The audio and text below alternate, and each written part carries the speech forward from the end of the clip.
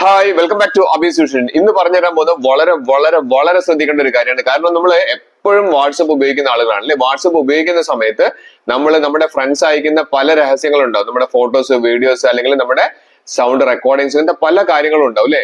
അതെല്ലാം മറ്റുള്ള ആളുകൾ അറിയാന്ന് പറഞ്ഞാൽ വളരെ വളരെ പ്രശ്നം തന്നെയാണ്. അപ്പം അത് അറിയാതിരിക്കാൻ ഞാൻ പറയുന്നതല്ല, നമ്മുടെ വാട്സപ്പ് തന്നെ പറയുന്ന ഒരു പ്രധാനപ്പെട്ട ഒരു കാര്യമുണ്ട്. നിങ്ങൾ ആ സെറ്റിംഗ്സിൽ അത് ചെയ്ത് വെച്ച് കഴിഞ്ഞാൽ നിങ്ങൾക്ക് 90% അല്ല 100% നിങ്ങൾക്ക് ഈ പറഞ്ഞിരിക്കുന്ന വാട്സപ്പിലെ എല്ലാ ഡാറ്റകളും സുരക്ഷിതമാക്കാൻ പറ്റും. ഇത് മുൻപ് വന്നിരിക്കുന്ന കാര്യമാണ്. പക്ഷേ പല ആളുകളുടെ ഇപ്പൊ തുറന്ന് നോക്കുന്ന സമയത്ത് അത് ഓഫായി കിടക്കുന്നുണ്ട്. അപ്പൊ അത് ഓഫ് ആവാതെ നമ്മൾ എന്ത് ചെയ്യണം? അത് എപ്പോഴും ഓൺ ആക്കി വെക്കണം.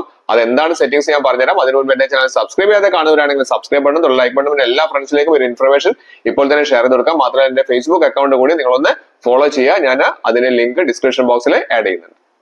മൊബൈൽ ഉപയോഗിക്കുന്ന നമ്മൾ എല്ലാവരും, പ്രത്യേകിച്ച് വാട്സപ്പ് ഉപയോഗിക്കുന്നവർ വളരെ ശ്രദ്ധിക്കേണ്ട ഒരു കാര്യമാണിത്. നമ്മൾ വാട്സപ്പ് ഉപയോഗിക്കുന്ന സമയത്ത് നമ്മുടെ വാട്സപ്പിലുള്ള പല രഹസ്യങ്ങളും ഉണ്ടാവും അല്ലെ.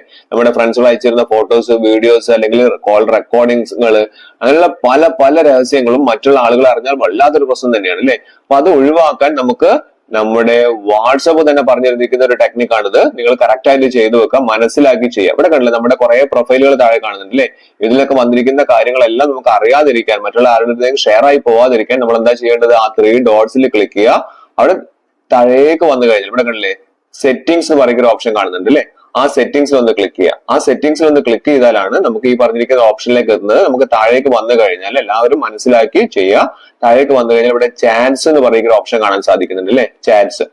ചാറ്റ്സിൽ പോയി കഴിഞ്ഞാൽ നമുക്ക് താഴേക്ക് വന്നു കഴിഞ്ഞാൽ നമുക്ക് ഒരു ഓപ്ഷൻ കാണാൻ സാധിക്കുന്നുണ്ട്. താഴേക്ക് വരിക. ഇവിടെ കാണാം ചാറ്റ് ബാക്കപ്പ് എന്ന് പറയുന്ന ഓപ്ഷൻ.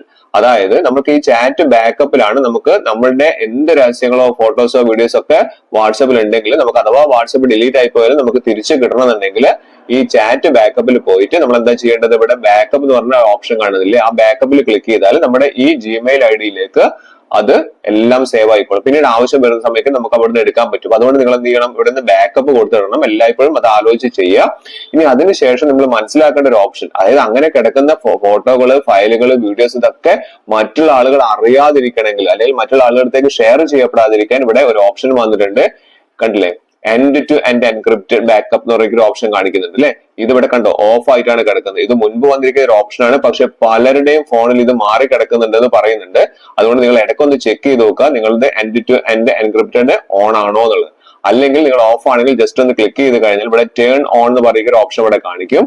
കണ്ടു ഇവിടെ താഴെ കണ്ടില്ലേ, ഇവിടെ കൃത്യമായിട്ട് അതിൽ പറയുന്നുണ്ട് ഇത് നിങ്ങൾ ക്ലിയർ ആയിട്ട് എന്ത് ചെയ്യണം? ഓൺ ചെയ്ത് വെക്കണം. ഇല്ലെങ്കിൽ നിങ്ങളുടെ രഹസ്യങ്ങൾ മുഴുവൻ മറ്റുള്ളവർ അറിയുന്നുള്ള കാര്യം. ഇവിടെ നമ്മൾ എന്ത് ചെയ്യണം? ഇവിടെ നമുക്ക് ക്രിയേറ്റ് പാസ്വേഡ് കൊടുക്കാനുള്ള ഓപ്ഷൻ ഉണ്ട്. ആ ക്രിയേറ്റ് പാസ്വേഡ് നമ്മളൊന്ന് ക്ലിക്ക് ചെയ്ത് കഴിഞ്ഞിട്ട് നമ്മൾ എന്ത് ചെയ്യണം?